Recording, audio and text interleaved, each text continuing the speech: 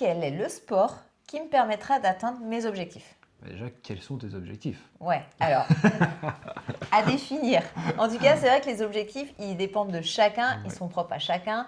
C'est pas ce que pense le voisin, la voisine, c'est vraiment en soi. Et une fois que vous l'avez déjà défini, c'est plus facile d'aller vers ce pourquoi vous le souhaitez, en tout cas. Exactement.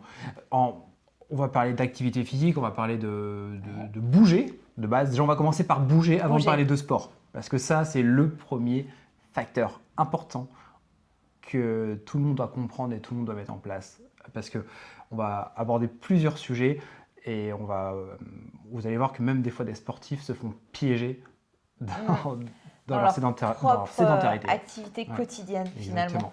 Bouger, on est un corps en mouvement. Je pense que la manière dont on vit, en fait, nous a fait nous sédentariser de plus en plus et nous a fait rentrer dans un cercle vicieux où finalement on s'est mis à moins bouger ou alors avoir des choses pratiques pour nous économiser des pas, pour nous faire gagner du temps, etc. etc. Et dans cette économie, on s'est peut-être un petit peu oublié. Exactement. Donc, première chose importante, c'est bouger. Simplement déjà avec la marche. Marcher, c'est quelque chose qu'on met dans nos consultations, qu'on demande aux personnes, peu importe leur point de départ, leur pathologie, commencer par bouger. Déjà, la base des choses, ça part de là. Déjà, c'est accessible à tous. C'est la première activité qu'on a voulu à tout prix faire. Vous vous rappelez, quand vous aviez 1 an, vous vous êtes acharné à pouvoir marcher. Maintenant, on peut le faire. Et c'est va être le premier. Et effectivement, nous, c'est ce qu'on met en avant auprès des personnes. Mettez-vous à marcher. À marcher pour n'importe quel prétexte. Vous avez une course à faire, il fait beau, allez-y à pied. Il fait moins beau, mais c'est ok, ouais. Mais en augmentant ces pas au fur et à mesure, en fait, vous allez mettre votre corps en mouvement. Et en mettant votre corps en mouvement, vous allez relancer votre machine, relancer votre fameux métabolisme. Exactement. C'est un point qui est hyper important, c'est que la plupart des gens s'arrêtent de bouger. On va même parler d'un sujet qui sera le sportif sédentaire. Là, c'est vraiment... Ça paraît bizarre, ça un paraît sportif bizarre. sédentaire, et Mais pourtant. c'est vrai que c'est quelque chose qui coûte rien. C'est bon pour tout le monde. Tout le monde est capable de marcher au minimum. Courir, se mettre à courir du jour au lendemain quand on a un surpoids énorme ou une obésité énorme, effectivement, on ne peut Oui, pas. puis ça peut être douloureux. Mais marcher, peu importe le rythme, en fait, plus on va avancer, plus on va essayer d'augmenter son allure Oui. pour justement aller un petit peu au-delà et entraîner sa machine. Complètement. On est une machine. Mais rien déjà que se mettre à marcher, de toute façon, il faut commencer par quelques pas. Il faut commencer par une allure douce pour, au fur et à mesure, continuer, avancer. Rien que 3 fois par semaine. Au début, ça va peut-être vous paraître difficile de marcher tous les jours, quoique, mais rien que 3 fois par semaine.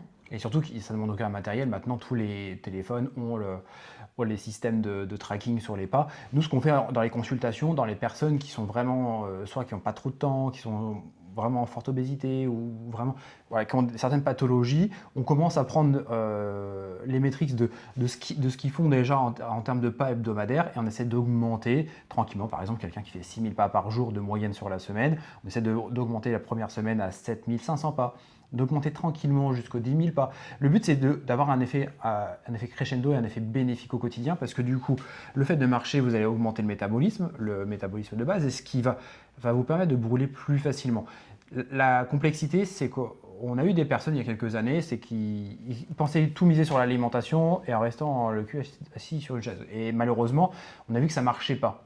Et souvent, certains même blocages de poids peuvent être débloqués simplement avec 1000, 2000 pas de plus par jour. Et ça a été vraiment de gros déclencheurs qu'on a pu voir dans les consultations. Et on ne s'en rend pas compte. Et c'est là où on peut venir au sujet du sportif sédentaire.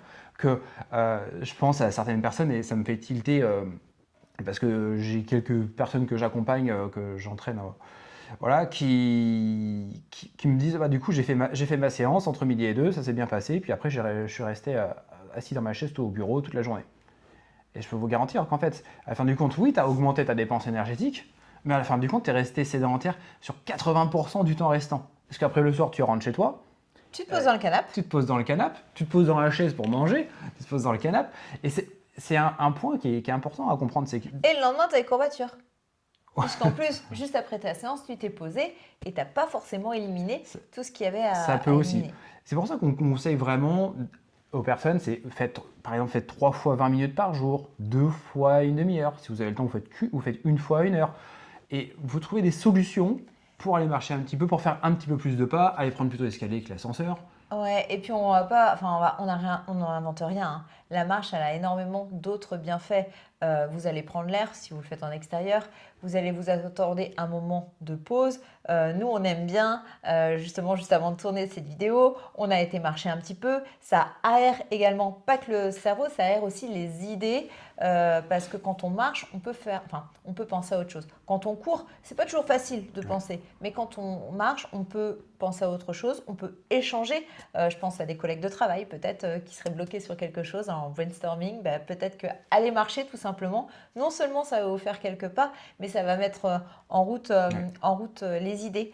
C'est plus à prouver ça. Enfin, il y a plein d'études qui portent là-dessus et on est en train de vous préparer un petit truc justement. On est en train de vous compiler quelque chose par rapport à ça. C'est vrai. Mais du coup, c'est quelque chose qui est important à comprendre, c'est vraiment passer à l'action, surtout si vous avez un métier de base qui est vraiment sédentaire. Je pense à des métiers qui sont à l'inverse de la sédentarité, par exemple des maçons, des menuisiers, des peintres. Ouais. Des peintres. Voilà, vous voyez tous ces métiers. En fait, on ne se rend pas compte, mais un peintre qui va passer son rouleau toute la journée, en fait, ça va augmenter son métabolisme de base parce que c'est ce qu'on appelle donc la NEAT, donc le Non-Activity Thermogenesis.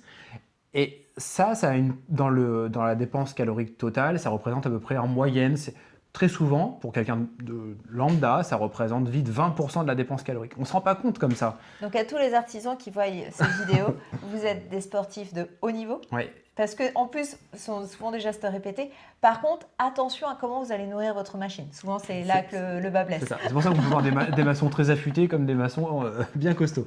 Mais c'est cette répartition, et même quand on fait des consultations, dans les premiers rendez-vous, bah, suivant le métier de la personne, les apports caloriques qu'on va préconiser, qu'on va mettre en place, ne vont pas être les mêmes selon le métier. Si c'est une femme qui est secrétaire ou si c'est une femme qui est peintre en bâtiment, bah, ces dépenses caloriques vont être beaucoup plus élevées. Quand bien même, si vous avez une activité station debout dans votre métier, tout de même, méfiez-vous du piétinement, parce que le piétinement n'est pas de la marche. Oui, le fait d'être en station debout va vous faire dépenser plus d'énergie que si vous avez une station assise, mais ne mettra pas le corps en mouvement de la même façon. Aux vendeurs ou vendeuses en magasin. En gros, je pense à mes anciennes collègues, infirmières, aides-soignantes, on arpente les couloirs, on en fait des pas, mais on ne fait pas des pas libres en fait, on ne déroule pas vraiment notre marche. Donc ça ne fait pas le même bienfait, ni sur le corps, au niveau articulaire, au niveau du dos, parce que c'est prouvé aussi que la marche fait du bien au niveau articulaire et au niveau du dos, et ça ne fait pas le même bénéfice au niveau de la tête. Et on ne m'enlèvera pas les choses que si la tête va bien, le corps il va suivre aussi. Si on a pris un moment de pause, de détente et tout, forcément on va éloigner des ondes négatives, on va éloigner éventuellement du stress et tout ça, ça ne peut faire que votre corps baigne dans des bonnes ondes positives et que le métabolisme se porte bien et que vous arriviez à aller vers quoi vos objectifs en fait. Si c'est une perte de poids, en tout cas, ça pourrait être que facilitant si vous êtes baigné dans une bonne atmosphère de vous aider à continuer à être dans un bon état d'esprit. Complètement. Après, là, du coup, on s'est un peu éloigné aussi de ta question. Donc, en gros, si vous avez bien compris, pour nous, le sport numéro 1, c'est marcher, c'est bouger. C'est la marche parce que tout le monde peut le faire. Faites de meilleurs choix quand vous allez au magasin. Hormis quand vous avez un caddie plein, mais si vous avez des marches, prenez plutôt les marches plutôt que les escaliers. Pareil pour mais chez ça, vous. on le sait, mais on ne le fait pas forcément. Mais à partir du moment où vous vous engagez à faire 10 000 pas, et maintenant, il y a plein d'applis. Il y a même des applis qui vous donnent de l'argent pour marcher. C'est plutôt cool. Nous, on aime bien le voir. On aime bien ça. Ça motive. Et s'il y en a qui veulent le lien, pas de souci, on vous le partage. C'est des petites choses toutes bêtes, mais finalement qui motivent. Après, oui, dans les sports, j'ai une petite idée de ta réponse, mais est-ce qu'il y a des sports plus bénéfiques que d'autres? Si ton objectif c'est de perdre du gras, tu as quelques détails qui vont être quelques petites choses qui peuvent être un peu plus intéressantes. On pense toujours à tout ce qui est renfort, musculation.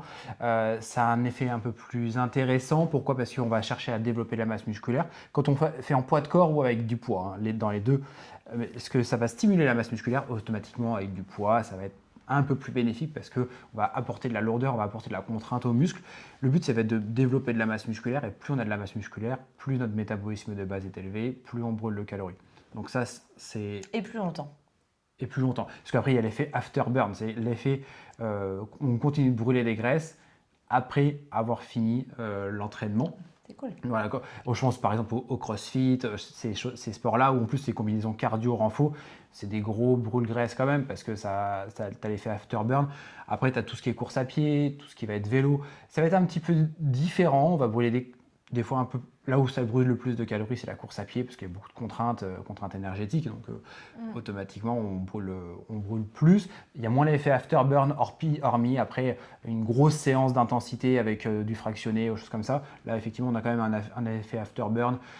Surtout que le cardio va aussi ouvrir un peu l'appétit par rapport à la musculation, un peu moins. Après, ça dépend. Tout dépend comment on va redonner après et qu'on ne va pas craquer sur le pot de Nutella qui nous attend. Exactement. À la maison. Après, ça dépend aussi du type de personne. Alors moi, je suis un gros sac, donc que je fasse de la musculation ou que je fasse de la course à pied, j'ai tout le temps faim.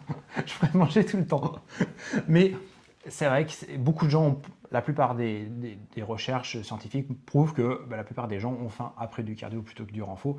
Donc, on pourrait privilégier un peu plus le renforcement musculaire, qui aura un peu plus de bénéfices à moyen terme. Après, trouvez un sport qui vous fait plaisir, un sport que vous pouvez maintenir dans le temps. Oui, parce qu'il y a les sports-jeux aussi et ils sont forcément profitables. Moi, je fais de la danse. Alors oui, j'en entends qui rigolent déjà. Mais mine de rien, je m'éclate. Je m'éclate à mon cours de danse. Du coup, j'y vais avec plaisir, régularité. Et quand j'y suis vraiment. Oui, complètement. Donc, du coup, c'est trouver quelque chose vraiment qui vous convient. Déjà, de base, bouger. On commence par ça. Bouger, marcher. Déjà, on commence. Et après, si vous voulez augmenter votre dépense calorique, trouvez un sport qui vous fait plaisir, que vous aimez pratiquer, que vous pouvez tenir dans le temps. Parce que si vous faites quelque chose qui vous fait chier, vous ne le ferez pas longtemps. Et ça sera forcément votre meilleur sport pour aller vers vos objectifs. Donc, chacun fera le sport qu'il aime. Tant que vous faites quelque chose, ça sera toujours bénéfique pour vos articulations, pour votre santé, éventuellement pour votre poids, pour votre tête.